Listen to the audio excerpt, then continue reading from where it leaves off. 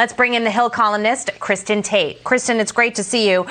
When it comes to legislation like this, there are a lot of folks that are saying the homelessness, the crime, everything we're seeing in cities like Los Angeles and New York are detracting from quality of life for everybody else who's trying to do it the right way.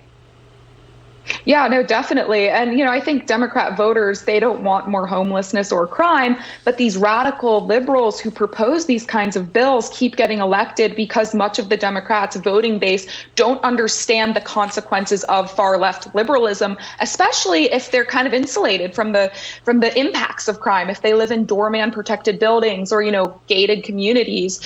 So they just keep voting for these nuts until it gets so bad that they do start to notice, and then they pack up and they move to red states like Florida or Texas, and they just continue the same thing.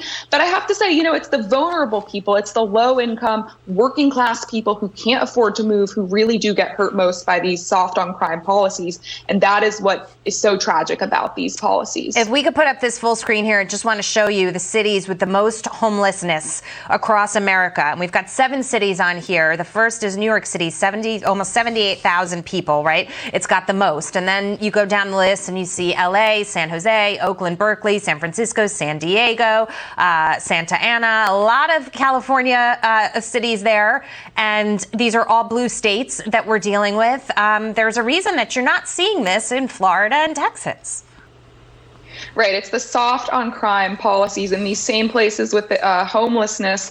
You're seeing rising crime rates, and it's getting out of control. I mean, criminals know it's open season in a lot of these cities. I just saw a news story right before we went on air about a lady who was walking down the steps in a New York City subway station, and she was pushed down the stairs by a robber after he repeatedly hit her over the head with a hammer. I mean, these kinds of stories are just becoming so common now. And in many cases, the offender is someone who's been let out of jail and they have, multiple offenses on their record. They should not be free in the first place. So people are getting fed up. And I think that's part of why you're seeing Democrats across the country really hurting in the polls as the midterms approach. I've got 30 seconds with you. I'm sorry, we're tight on time. Just want you to react to this.